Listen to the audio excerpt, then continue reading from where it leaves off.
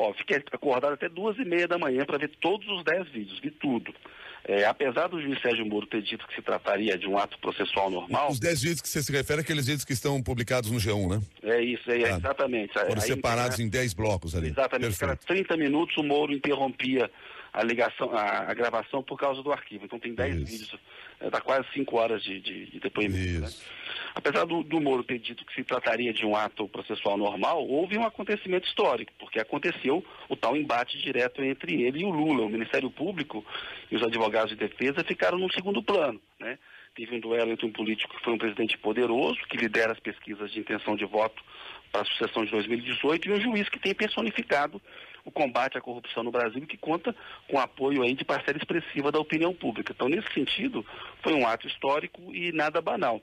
A maior parte do depoimento ficou concentrada nos elementos jurídicos. O Lula adotou uma estratégia de responder às acusações, não se recusou a responder, com exceção de perguntas sobre o sítio de Atibaia, que é um caso que está em análise em outro processo, daí a defesa tem orientado ele a não responder, e evitou também opinar sobre o julgamento do mensalão, que o Moro passou a perguntar, e foi também uma orientação dos advogados do Lula. Apesar do depoimento ter se concentrado nos aspectos jurídicos, né, durante essas quase 5 horas, houve claros momentos ali de um duelo e de uma troca de farpas, ironias e acusações, né? Em resumo, eu creio que o Lula priorizou a chamada defesa técnica, jurídica, né? Mas estava muito no roteiro dos advogados de defesa, mas deu também os recados políticos. E o Moro priorizou uma lista detalhada de perguntas, muitas delas repetidas numa estratégia de investigação para tentar colher contradições, né? Mas o Moro também deu os recados políticos dele, Milton. Alguém saiu do depoimento com vantagem? Na minha opinião, do ponto de vista da estratégia que cada lado se propôs a executar, o ex-presidente Lula teve um desempenho mais positivo do que negativo na comparação com o juiz Sérgio Moro. Não que o Moro tenha tido um desempenho mais negativo do que positivo. O desempenho do Moro também foi mais positivo do ponto de vista dele. Mas o Lula sai com mais vantagem do julgamento dessa audiência, na minha opinião. Quando a defesa do Lula questiona uma pergunta feita pelo Ministério Público, o próprio Moro interveio e disse: ele está indo bem, né? Deixa ele responder. O próprio juiz reconheceu que nas falas o Lula estava tendo esse desempenho mais positivo que negativo.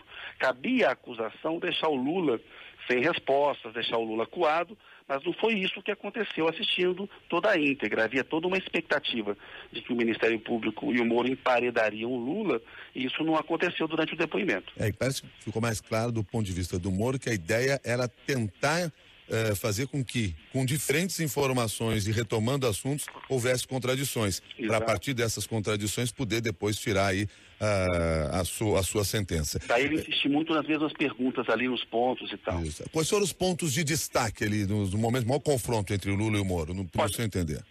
Acho que tem uns 3 ou 4 aí. No momento, tem vários, né? Mas eu destacaria, no momento em que o Moro pergunta se o Lula não sabia, ou se o Lula desconfiava, sabia ou desconfiava do esquema de corrupção na Petrobras, né, e do recebimento de propina da parte dos diretores, o Lula disse que não sabia, né? E emendou que o Moro, o Ministério Público, a Polícia Federal e a imprensa também não sabiam, e que ele só tomou ciência da corrupção quando a Lava Jato captou conversas entre o doleiro Alberto Youssef e o ex-diretor da Petrobras, Paulo Roberto Costa.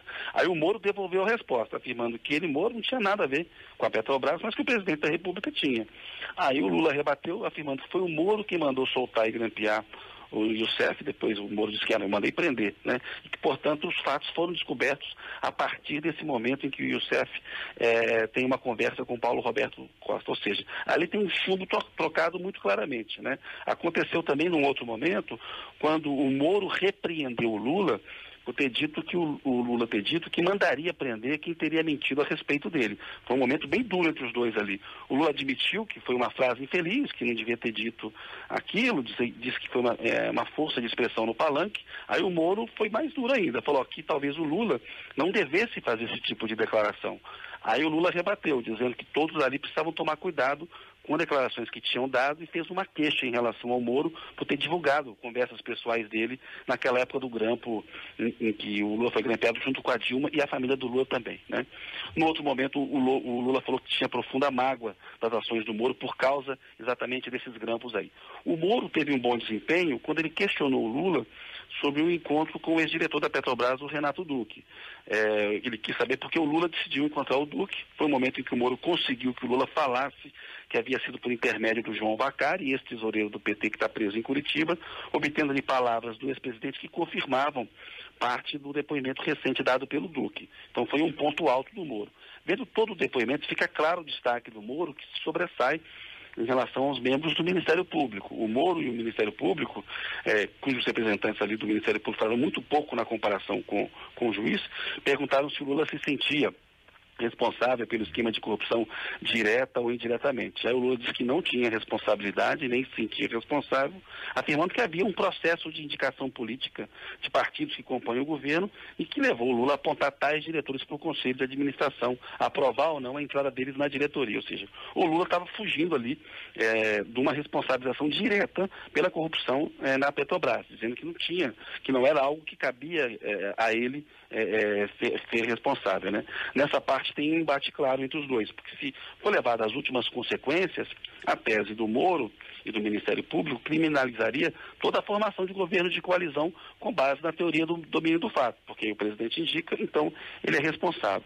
Então, nesse sentido, eu creio que do ponto de vista jurídico, o depoimento é mais positivo do que negativo para o Lula, porque não houve, Milton, a apresentação de uma prova cabal em relação à propriedade do apartamento no Guarujá, que era o ponto principal ali do processo, né? A defesa do Lula chega a dizer que o Moro não se ateve aí aos temas do processo, que tratou até do mensalão, caso já transitado no Supremo Tribunal Federal, mas o tema era o apartamento. Nas declarações finais do Lula, que o Moro permite a todo réu ali acusado, o Lula todo réu acusado fazer no final, o Lula acusa o Moro e o Ministério Público de usar a imprensa para condenar publicamente antes de julgar. Aí o Lula diz ser vítima de uma caçada.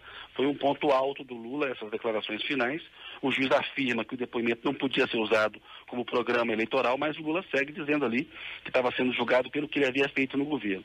Enfim, teve fidalguia, sim, nas perguntas e nas respostas. Eles se trataram com cortesia até. Mas aconteceu, Milton, muito claramente ali uma luta cara a cara entre o Lula e o Moro, com falas duras tanto de um quanto de outro. Milton.